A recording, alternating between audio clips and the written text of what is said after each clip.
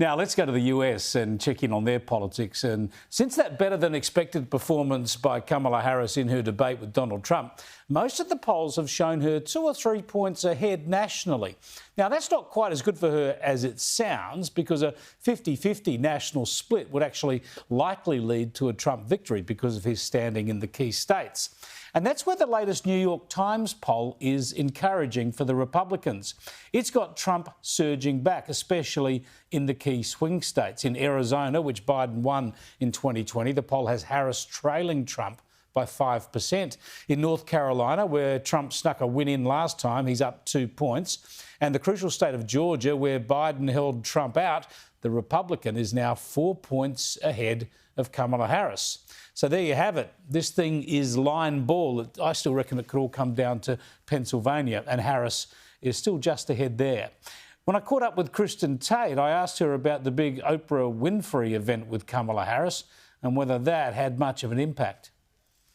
Honestly, it's really the media that's very interested in that, Chris. But that interview did not move the needle at all here in the U.S. because we all know Oprah's totally in the tank for Kamala. She gave that speech at the Democrat convention, and she's just a sycophant. So didn't move the needle at all here. Yeah, what struck me about it was there was just no substance to it. There was no policies, there were no details, there were just lots of empty words. Have a look at this little clip. Literally looking at you at a speech like the week before, which was a great speech, very nice. And then the next week, I saw you walking in the thing. And I said, what happened to you?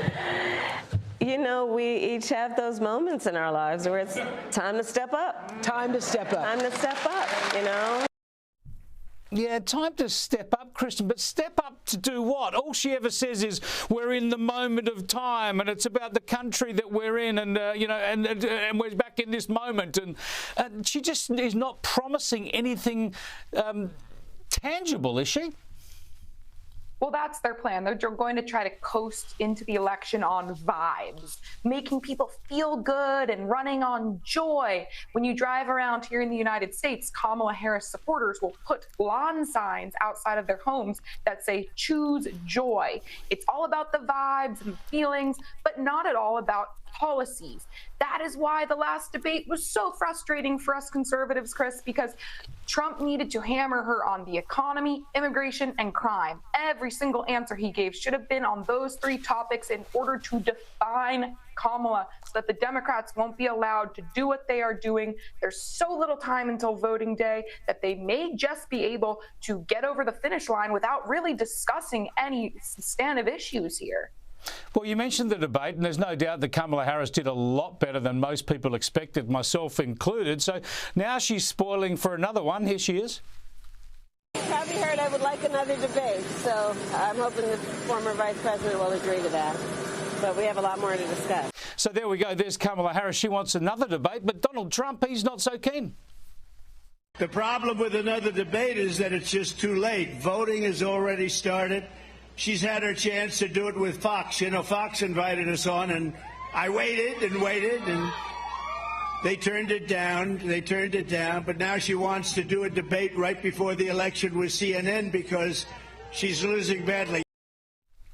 Yeah, Kristin, explain this to me, because I think this is a mistake by Donald Trump. I think he's better off getting back into the ring with her and doing it properly, mentioning all those issues you just outlined for us.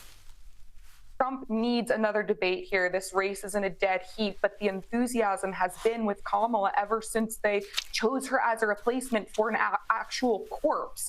Trump saw that huge bump of enthusiasm after the first assassination attempt, but he needs another defining moment to seize back some of those percentage points that he has lost in the last couple of weeks. Trump looks weak if he says he's not going to debate her again. He needs to define his opposition. That's what he needs to do. But Chris, if he does a second debate, he needs to be much more disciplined in his preparations.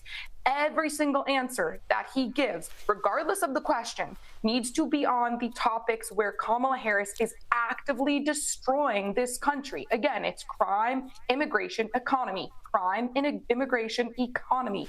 And he should paint vivid pictures with anecdotes of actual Americans who are struggling, who go to their schools, who go to their hospitals. They are overflooded with illegal immigrants. They can't afford to go buy groceries, and yet we are sending all of our tax dollars across the world to other nations to start wars around the world. We have a border that's completely open. We have cities that are cesspools of crime. These are the pictures he needs to paint, and he can't let her bait him into these petty debates about rally sizes or whatever she tried to do last time. Spot on. I think he needs a debate. It's the only way to present those issues to her, to pin her down on those issues, because the media certainly won't do it for him. So he should be pushing for more debates, not running away from them. Just in the meantime, you talk about weakness. What about the bloke who's still in the White House, still the leader of the free world, Joe Biden, this week? A couple of stuff-ups, but let's pick one of them. Here he is, where he spots a helicopter while he's hosting the Quad leaders. Hello, hello, hello. By the way, that little thing up in the air there, don't worry about it. It's not armed. Well, apart from being bizarre and seemingly befuddled, it's in relatively poor taste, isn't it, to tell everyone to relax, it's not armed? Of course. I mean, it's just a complete joke that this man is president of the United States still. And remember, Kamala Harris went along with the lie that he was totally fine and capable until the last minute when they made her the nominee. But what Americans need to realize is that it doesn't matter who their nominee is, whether it's Joe Biden or Kamala Harris. We are running against a Democrat machine. And the sooner Republicans realize that, the sooner they can effectively run against their opposition. That is so right. The same machine that's been running the operation while Joe Biden has been asleep would be running Kamala Harris. Nothing would change. You're so spot on. You should be the main strategist for the Republicans at the moment, Kristin. Thanks so much for joining us. We'll catch you next week. Thank you so much, Chris.